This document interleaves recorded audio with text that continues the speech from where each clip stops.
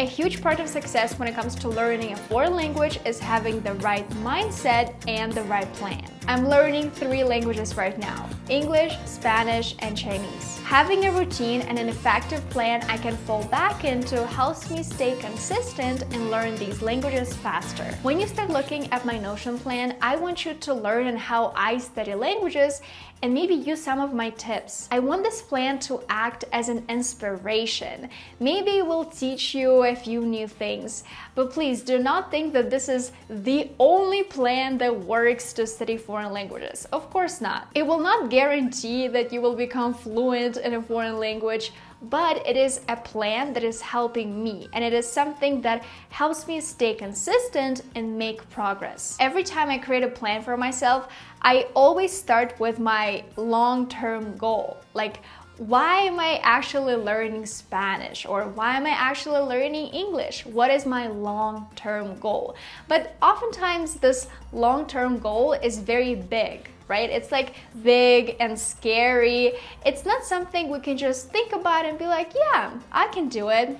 My goal in Spanish is to become fluent. I want to become fluent, I want to become confident, I want to talk on a lot of different topics. I want my Spanish to be as good as my English. And to be honest, on paper, this goal looks very scary because I know how much work and how much time it took me to get to where I am in English. Because I know how much work it took me and how much time I had to spend to get to where I am right now in English. And the thought of doing all this all over again sounds very scary. But this is when I have to plan all my steps that are gonna help me to get closer to my goal. And that's why people always say that you should focus on your system, the system you have in place, rather than your goals. And when I don't have a lot of motivation, I try to remind myself what my life will be like if I achieve my goal, if I become a C1, C2 speaker in Spanish. And it makes me more confident and it gives me more energy to come back and study Spanish. When it comes to planning, what I usually do is I like to plan my study sessions on the weekend.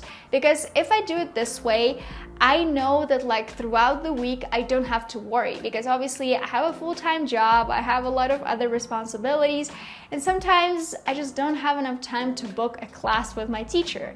So that's why I prefer to do all of that on the weekend. Sometimes our plans change and it's important to be flexible, yes.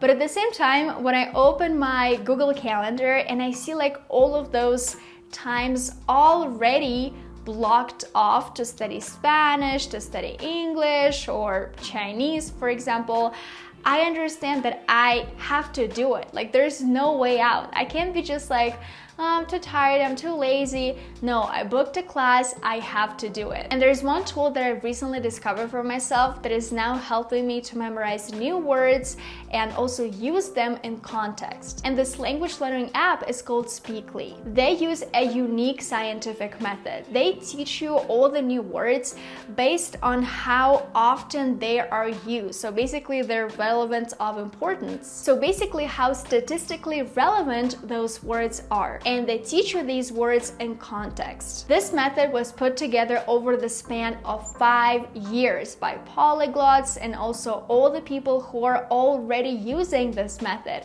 and who have seen major results. With Speakly, you will start speaking a language confidently in only 100 hours. When I need to practice, I open the app and I start by reviewing all the words. So one by one, I see all the new words and context and I make sure I know these words, I remember them. This is the first step. The second step is a listening exercise because it's extremely important to improve your listening skills, especially when you communicate with people. Obviously, listening is everything. Then I might listen to a song because it makes the language learning process a lot more fun.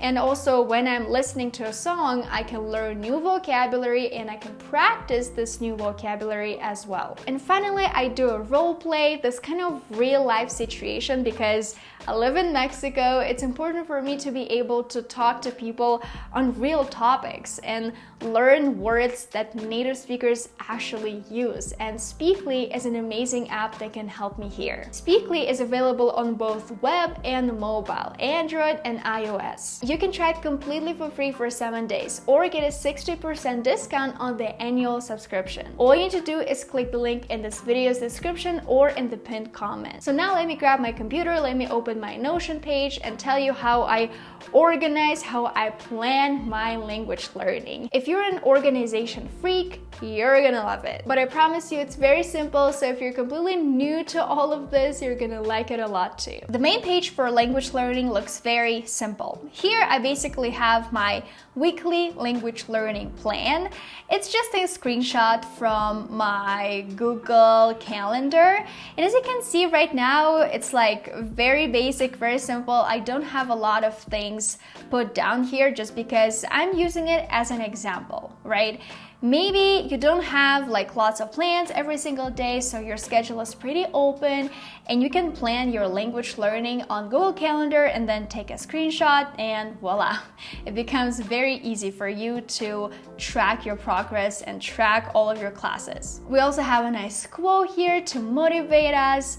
With languages, you're at home anywhere. Absolutely. And I have a link to the document with 625 words in thematic order, like the most used words, because I believe that it's very important, like at the very beginning, to learn all of these words, to put them into your Anki app in any language and just make sure you know all of these most common words. It's only 600, it's not a lot, but you know, these are the words like bed, I don't know, cup. All of these words are important to know how to say. And then we have 3 separate pages. We have English for my English learning, we have Spanish for my Spanish learning, and we have Chinese, obviously, for when I want to study Chinese. To be honest, right now I'm very focused on my Spanish, so I think I want to show you guys this page because they all look the same or very similar. Obviously, you can change them depending on your language, but I have this pretty background from Mexico City,